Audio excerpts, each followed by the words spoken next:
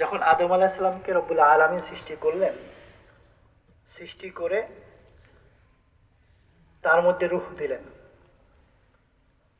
রূহ দিয়ে আদম আলাইহিস সালামের পিঠের ডান পাশে হাত বুলাইলেন, মাওলা পাকের কুদরতি হাত। কিছু রূহ বের হয়ে আসলো আদম আলাইহিস সালামের পিঠ থেকে, ডান পাশে। এইভাবে আবার হাত বুলাইলেন মাওলা পাক, আবার কিছু রূহ বের হয়ে আসলো।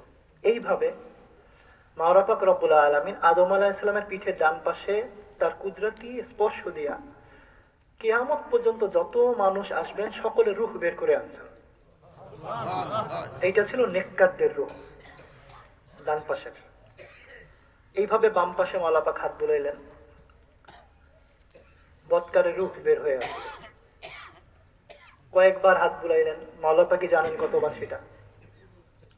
এইভাবে করতে করতে কিয়ামত পর্যন্ত যত রূহ এই দুনিয়ায় আসবে সকল রূহ আল মাওলা পাক আদম আলাইহিস সালামের পিঠের বাম পাশ থেকে বের করে আনলেন। এটা ছিল বদকারদের রূহ। এই সকল রূহ মাওলা পাক জমা করলেন আরওয়াহে আরওয়াহে, জমা করে এই জিজ্ঞাসা করছিলেন যে আমি তোমাদের প্রভু কিনা। যখন আমরা সকলে এক বাক্যে উত্তর দিয়ে আসছিলাম অবশ্যই। এটা ছিল ওয়াদা মাওলা পাকের সাথে আমাদের। দুনিয়ায় আসার পরে আমরা যারা মাওলা পাকের ওয়াদার সাথে এখনো জুড়ানো অবস্থায় আছি, অর্থাৎ মাওলা পাকের ওয়াদা ভাঙ্গি নাই। মাওলা পাক যা করতে বলছেন, মাওলা পাককে রব মানতে বলছেন, মাওলা পাককে হুকুম মানতে বলছেন, সেগুলো যারা মেনে চলতেছে তারা মাওলা পাকের ওই ওয়াদা এখনো রক্ষা করে চলতেছে। আর যারা এই দুনিয়ায় আসার পরে বদামল শুরু করছে, বেঈমানি শুরু করছে, কুফর শুরু করছে, শিরক শুরু করছে, তারা মাওলা পাকের সাথে করা ওয়াদাটা ভেঙে ফেলছে। এই জন্য যারা মুমিন এখনো ওয়াদার সাথে আছে তাদেরকে অবশ্যই মাওলা পাকের হুকুম মেনে চলতেই হবে। কিন্তু একজন কাফের যে মাওলা পাকের সাথে করা ওয়াদা ভেঙে ফেলছে, তার জন্য এখন আর মেনে চলা জরুরি না, শাস্তি অপেক্ষা করতেছে, ওইটা ভিন্ন কথা। এই মাসআলা থেকে, এটা উসুল, এটা থেকে একটা মাসআলা বের হয়ে আসে যে ধরেন কোন মুমিন ব্যক্তি বালেগ হওয়ার পর ঈমান আছে, নামাজ পড়ে নাই, রোজা রাখে নাই, যাকাত দেয় নাই, হজের ক্ষমতা হয়েছিল হজ করে নাই, 30 বছর হয়ে গেছে,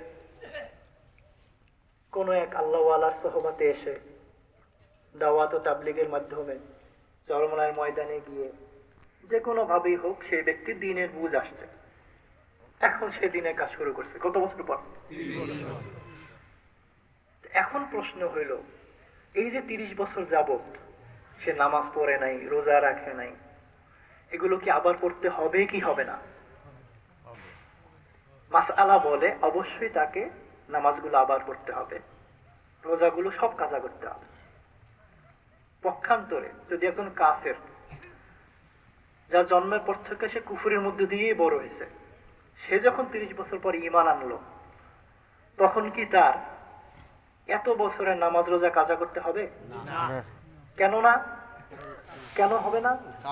এর কারণ হলো এই ওয়াদা, যে সে ওয়াদা ভেঙে ফেলছিল। আর একজন মুমিন ওয়াদা ভাঙে নাই।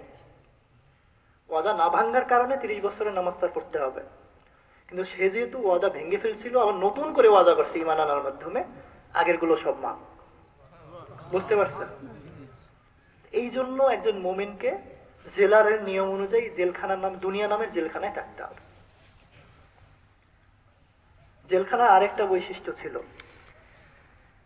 যে এই জেলে একবার যে প্রবেশ করে, যে কোনো জেলে, সেখান থেকে তার আর বের হইতে ইচ্ছা করে না। একজন মুমিনের হালাত কি? একজন মুমিন কি চিন্তা করে? সর্বশ্রেষ্ঠ মুমিন হুজুরে পাক সাল্লাল্লাহু আলাইহি ওয়াসাল্লাম, তার জিন্দেগির দিকে তাকান। রাসূল পাক সাল্লাল্লাহু আলাইহি ওয়াসাল্লাম যখন মরজে মউতের বিছানায় কিছুক্ষণ পরেই দুনিয়া থেকে বিদায় নেবেন, ওই মুহূর্তে হযরত আয়েশা রাদিয়াল্লাহু তাআলা আনহা বলতেছেন যে আমার ভাই আব্দুর রহমান ঘরে প্রবেশ করছে। হুজুর পাক সাল্লাল্লাহু আলাইহি ওয়াসাল্লাম আয়েশা রাদিয়াল্লাহু তাআলা আনহার গায়ে টেক লাগায় বসেছিলেন, নিজের শক্তিতে বসবেন এই শক্তিও তার ছিল না তখন। আব্দুর রহমান রাদিয়াল্লাহু তাআলা আনহু, আব্দুর রহমান ইবনে আবি বকর রাদিয়াল্লাহু তাআলা আনহু আসার পরে তার হাতে একটা তাজা ডালের মেসওয়াক ছিল। তিনি মেসওয়াক নিয়ে প্রবেশ করার পরে হুজুর পাক সাল্লাল্লাহু আলাইহি ওয়াসাল্লাম খুব আগ্রহ ভরা দৃষ্টি নিয়ে মেসওয়াকের দিকে তাকাইলেন।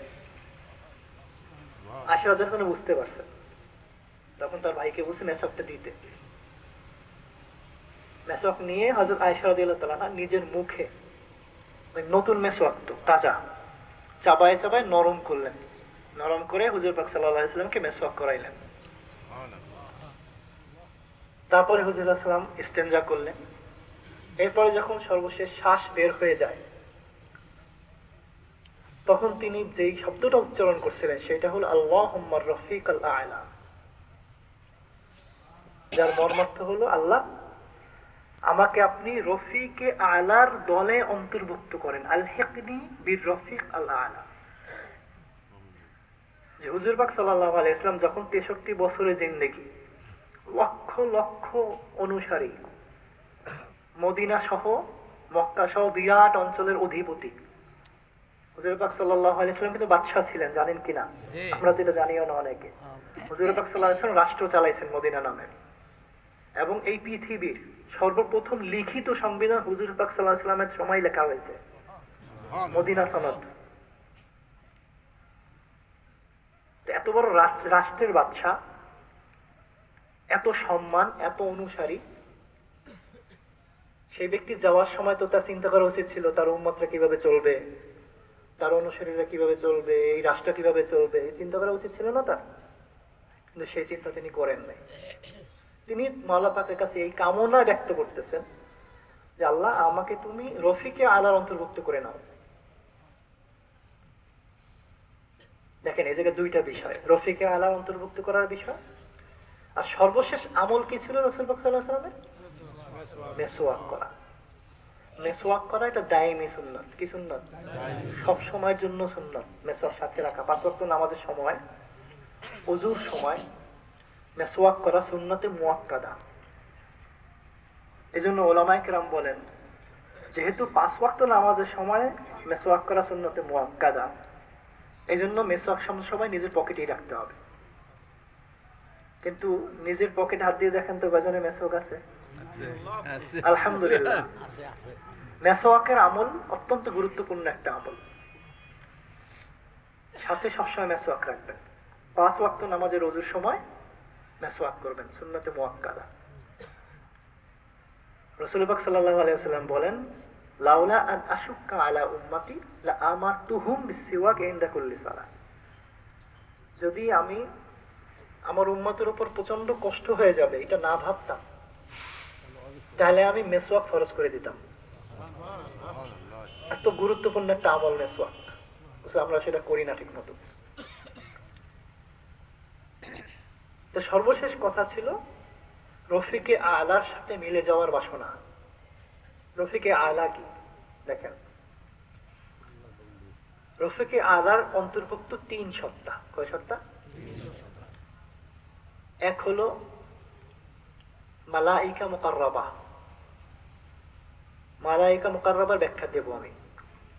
দ্বিতীয় হলো আম্বিয়ায়ে কেরাম। তৃতীয় হলো আউলিয়া আল্লাহ।